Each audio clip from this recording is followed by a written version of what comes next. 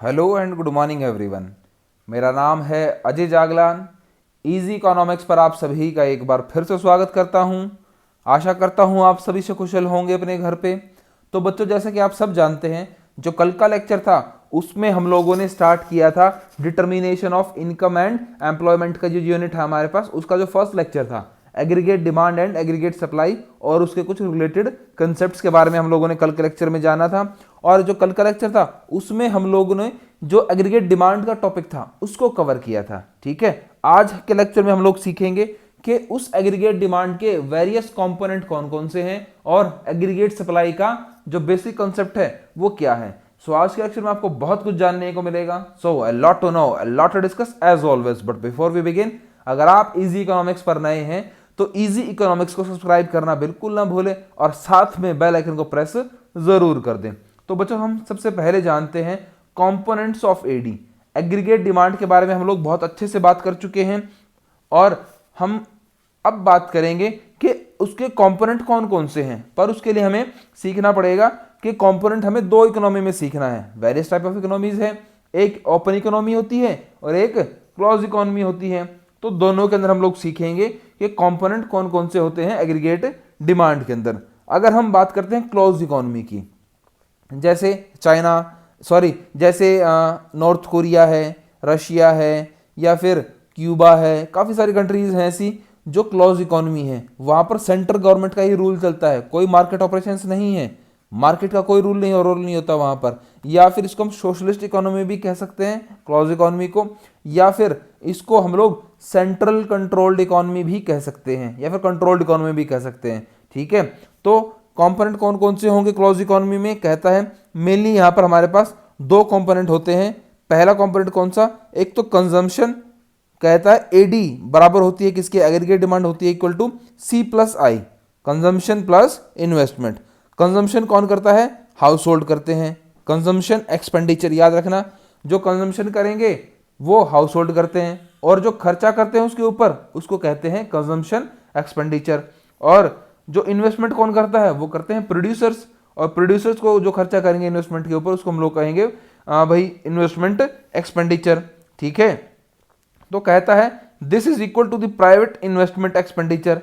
जो ये दोनों होंगे ये इक्वल होंगे किसके, कि जो प्राइवेट एक्सपेंडिचर इन्वेस्टमेंट एक्सपेंडिचर है, as here no government sector, यहां पर कोई गवर्नमेंट सेक्टर नहीं होता। ठीक है, क्लोज इकोनॉमी में कोई भी गवर्नमेंट सेक्टर नहीं होता। हाउस होल्ड खरीदते हैं और खरीदने के लिए वो कंजम्पशन करेंगे, कंजम्पशन पे वो खर्चा करते हैं जिसको हम लोग कहते हैं कंजम्पशन एक्सपेंडिचर।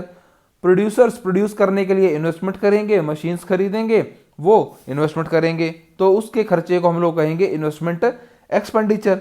ठीक है, आगे कहता है बच्चे वो कि ये तो था दो सेक्टर इकोनॉमी। अगर वही हम टू सेक्टर इकोनॉमी की बात कर रहे हैं क्लोज इकोनॉमी में, क्लोज इकोनॉमी में थ्री सेक्टर इकोनॉमी भी हो सकता है, जहां पर तीसरा सेक्टर है जो वो गवर्नमेंट इंक्लूड हो जाए। वही AD equal to C plus I, consumption plus investment, साथ में गवर्नमेंट भी ऐड हो जाए। पहले वाले टू सेक्टर इकोनॉमी में क्या था, गवर्नमेंट कोई टैरिफ्स नहीं लगाती थी क्योंकि वहां पर गवर्नमेंट का सेक्टर था ही नहीं। ये हमारे पास एक तीसरा सेक्टर और ऐड हुआ है जहां पर गवर्नमेंट इंट्रोड्यूस हो रही है। गवर्नमेंट यहां पर टैरिफ्स लगाएगी, टैक्सेस लगाएगी, सब्सिडीज देगी। ठीक है, खरीदने पे बनाने पे टैक्स लगाएगी। तो यहां पर मेनली तीन कंपोनेंट होते हैं एडी के, कंजम्पशन, इन्वेस्टमेंट प्लस गवर्नमेंट। ठीक है, आगे कहता है अगर हम ओपन इकोनॉमी की बात करें तो ओपन इकोनॉमी में चार कंपोनेंट होते हैं बच्चे। ठीक है, वो चार कंपोनेंट कौन कौन से हैं, कंजम्पशन एक्सपेंडिचर तो होता ही है, इन्वेस्टमेंट भी होती है, प्लस में गवर्नमेंट एक्सपेंडिचर भी होता है। क्योंकि गवर्नमेंट क्या करती है, गवर्नमेंट भी कहीं ना कहीं कंजम्पशन एक्सपेंडिचर पे कुछ खर्चा करती है, इन्वेस्टमेंट गवर्नमेंट भी करती है।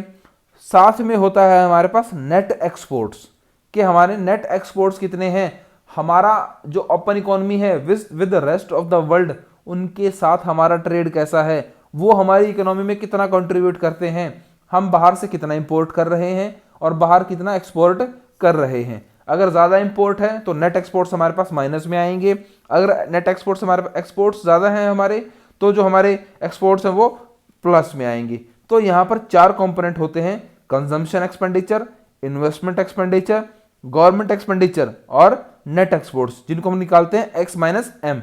एक्स का मतलब होता है exports minus M stands for imports. ठीक है, तो ये हमारे पास वो 4 कंपोनेंट थे किस ओपन इकोनॉमी में भाई। ठीक है, अब हम लोग बात करते हैं भाई, हम लोग जो एडी होगा हमारा वो कैसे निकाल पाएंगे। कंजम्पशन, जितना खर्चा कंजम्पशन के ऊपर हुआ है, जितना खर्चा इन्वेस्टमेंट के ऊपर हुआ है, जितना खर्चा गवर्नमेंट ने किया है, और जो हमारे पास नेट एक्सपोर्ट्स बचे हैं, इन सब का टोटल हमारे पास क्या होगा, एग्रीगेट डिमांड होगा। अब हम बात करते हैं कंसेप्ट ऑफ एग्रीगेट सप्लाई। अब एग्रीगेट सप्लाई वही एक पूरी इकोनॉमी की, एक पूरी मार्केट की टोटल सप्लाई, कंज्यूमर सप्लाई करें, प्रोड्यूसर सप्लाई करें, गवर्नमेंट सप्लाई करे, कोई भी सप्लाई करे। ठीक है, जो प्रोड्यूसर्स हैं उनकी बात करेंगे हम लोग यहाँ पर कि वो एग्रीगेट सप्लाई कैसी है। ठीक है, या फिर हम लोग कह सकते हैं aggregate production as planned by the producer during the accounting year, कि एक अकाउंटिंग ईयर में प्रोड्यूसर्स ने कितना प्लान किया है सप्लाई करने के लिए। ठीक है, it is the flow of goods and services, ये एक फ्लो ऑफ गुड्स सर्विसेज होता है जो प्रोड्यूसर टू कंज्यूमर चलता है। ठीक है, एक अकाउंटिंग ईयर में। और जो प्रोडक्शन ऑफ गुड्स हैं और सर्विसेज हैं वो एम्प्लॉयज वैल्यू एडिशन, वहां पर होता है वैल्यू एडिशन भाई। ठीक है, क्योंकि प्रोड्यूसर्स गुड्स बनाएंगे, मार्केट में आएंगे, तो बीच में हो जाएगा value addition, and the value addition implies income generation. और वैल्यू एडिड होगी, वैल्यू अगर ऐड होगी, ठीक है, तो इनकम जनरेट होगी।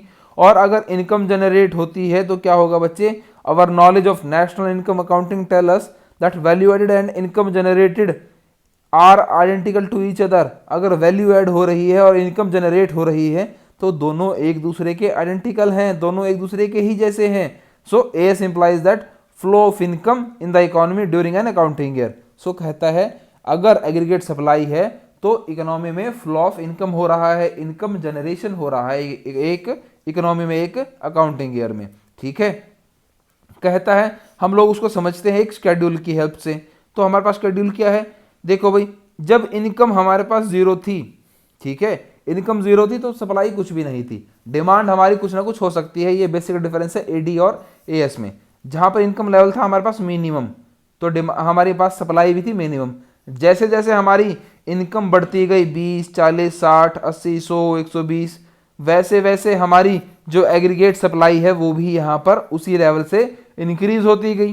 ठीक है भाई, ये आप लोग समझ सकते हैं। पर एग्रीगेट डिमांड से लेके यहाँ पर एग्रीगेट सप्लाई में क्या फर्क है, एक टाइम के बाद इनकम ज्यादा हो जाती है एग्रीगेट डिमांड से, पर यहाँ पर तो कंसेप्ट पूरे के पूरे इक्वल हैं, कोई भी यहाँ पर डिफरेंस नहीं आया भाई। कैसे नहीं आया वो भी हम लोग जानते हैं। कहता है दोनों एक दूसरे की आइडेंटिटी है, जैसे जैसे इनकम होगी वैसे वैसे सप्लाई बढ़ेगी। ठीक है, दूसरा प्रोड्यूसर सामान बेचेंगे अपना जो बेचना चाहते हैं, और दोनों का प्रोपोर्शन क्या होगा वो भी सेम होगा। ठीक है, और कहता है बच्चे Keynes made the basic assumption because he was dealing with the economies facing severe unemployment in the wake of Great Depression in 1930। कहता है ये केन्स ने लिखा था मैक्रो इकोनॉमिक्स का ये कंसेप्ट भाई। केन्स एक हमारे पास इकोनॉमिस्ट थे बहुत फेमस, उन्होंने 1930 में ये कंसेप्ट लिखा था जब दुनिया में एक ग्रेट डिप्रेशन आया था, अनएम्प्लॉयमेंट बहुत ज़्यादा हो गई थी। Such economies must be excess capacity and under utilized capacity. उन इकोनॉमीज में क्या हुआ, वो अपनी कैपेसिटी को इस्तेमाल ही नहीं कर पाई, अंडर यूटिलाइज हो गई, या फिर हम लोग कहें तो वो भाई अंडर कैपेसिटी रह गई। ठीक है, तो हम लोग देखते हैं इसका एक जो हमारे पास डायग्राम बनता है वो कैसे बनता है। यहाँ पर हमारे पास जो एग्रीगेट सप्लाई का डायग्राम होगा वो सिंपल एक 45 एंगल का बनेगा, क्योंकि यहाँ पर एग्रीगेट डिमांड और एग्रीगेट सप्लाई और हमारे पास जो इनकम लेवल है वो बिल्कुल कॉमन और सेम इनकम लेवल है। ठीक है, तो बच्चे ये था हमारे पास जो डायग्रामेटिक प्रेजेंटेशन थी। वाई एक्सिस पर थे हमारे पास aggregate supply same as aggregate demand, X axis पर हमारे पास है जो हमारा इनकम लेवल है सेम एज एग्रीगेट डिमांड का जो हमारे पास डायग्राम था बिल्कुल सेम है यहाँ पर वहां पर दो कर्व बनी थी, यहाँ पर हमारे पास सिंगल कर्व बनी है क्योंकि डेटा बिल्कुल सेम है भाई।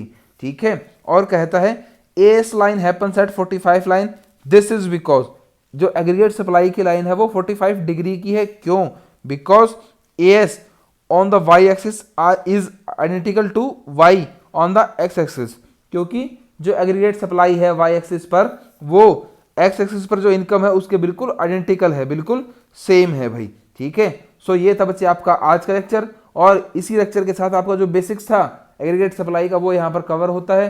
अभी चैप्टर और रहता है बच्चे। ठीक है, उम्मीद करता हूँ आपको पूरा लेक्चर क्लियर हुआ होगा। फिर भी कोई डाउट है या कोई क्वेरी है तो मुझे कमेंट सेक्शन में लिखना बिल्कुल ना भूलें। थैंक्स फॉर लिसनिंग एंड जय हिंद।